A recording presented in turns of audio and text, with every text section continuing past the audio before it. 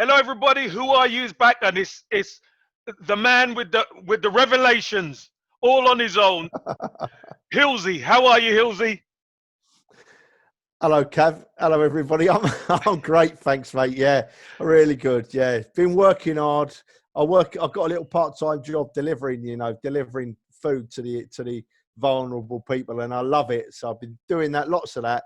But I'm ready to go today, mate. Excited again. Fantastic. Well, look, let's waste no time and let's get into it because there's less questions, but we're going to go into a bit more detail, Hillsy, if that's all right. Go on. You see, he ain't got his statue at Arsenal yet, has he? No. Right. So he don't want to upset him too much, does he? I like your thinking, Hillsy. I like your thinking, but Hillsy, there's so many things that's been left stranded.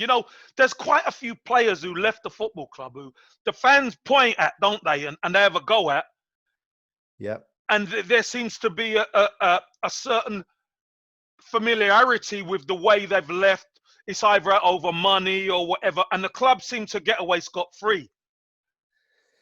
I would like Arsene Wenger to come clean on some of these guys, the Van Persies and Adebayors and all that of this world, because they get some terrible stick. Mate, wouldn't we all? Wouldn't we all? And I have been guilty of giving some of them stick as well, Yeah. Because as fans, we can't work out why they've left. We've got an idea it's all about the money. Of course we have. But we don't know for sure, do we? And you're right. Look, and that was Ashley going to Chelsea was the start, I think, wasn't it? Yes. And we all thought, why not just pay him a bit more and keep him, And then, as you say, Van Persie and a few others, why did they leave? He will talk about it. I'm sure he'll talk about that, and we'll all listen. But how personal will he get? I mean, I don't read many players' books, but I've read one or two, and they do. One or two of them do have a little pop at Wenger in certain ways, right?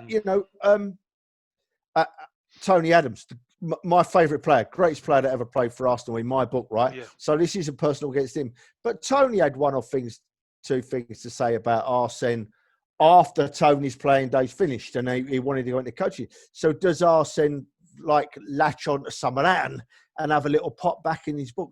Nobody knows, but that's why we all buy the book, because we don't know, do we, Kev? No, we don't know. But look, we're all about finding out and will he fire bullets. So if he's going to tell some, I wonder who upstairs he's going to tell on. Because there's a man who's gone to Milan who a lot of the people have stuck the tail on. Yep. Will he get reprieved, or will he get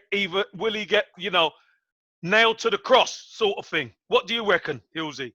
That Mr. Gazidis? From my perspective, I know who you were talking about, Gazidis. I know, Kev. but I've got to say it. I've got to say it. Looking at it from looking in, if he had a go at Gazidis, that'd be like an easy option, really, wouldn't it? Even if it's the truth, it's fine. But because the club haven't got no ties to Gazidis anymore, have they? Yeah, so if Wenger has a pop at Gazidis, he ain't upsetting Arsenal, is he? No, he's not upsetting Arsenal, Hillsy. But wouldn't we just like to know? Because remember, the rhetoric changed. All of a sudden, it was, we're going to the Emirates to compete. And then it changed to, we're working on a metric system. That's a total. They never told us that when we left Highbury.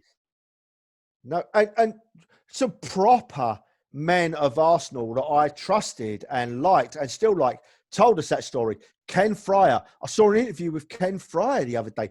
What a fine man, upstanding man of Arsenal. Legend. We got back in and we was on these ice roads and we're going up these hills on this ice. Yeah. And his lorry's slipping backwards. Couldn't get up the hills. You're joking. But this is just a start, right? So anyway, these blokes turned out to be good as gold. Took us to Poltava, dropped us at our hotels. There was 3 or 4 different hotels, and me and Terry Greenwood and Chris Cannon and John Williamson and a lady called Jill who used to work for the Arsenal. She was in there as well. We sat there, right, and we'd get a beer. It's about 40p a pint. So we're thinking, lovely jubbly. Lovely Tuesday jubbly. night. We're there early, Kev, because it's Tuesday night. The game's not till Thursday, but we've gone. And a lot of the other Arsenal fans were going to Kiev, but we thought, no, we'll go. Yeah. So we sat there. One of the lads gets his phone out and he said, lads, we're in Poltava, aren't we? So we said, yeah. He said, well, we're in trouble. Why is that then? Why is that then? They've just declared martial law because the Russians are getting a bit leery just across the border. Every transfer window was the same. You hear nothing, you hear nothing, you hear nothing, you hear nothing. And then the last 10 minutes of the transfer window, we sign a couple of last-minute buys that are not really good enough, that we've paid over the top for because other teams know we're desperate. Yeah. And they're not good enough to play for the Arsenal. And it went on for years and years and years and years. And fingers crossed, you've got to give... you said it to me before, and I so hope you're right, my friend. Arteta will hopefully have more of a say in who comes in, more involved in that process.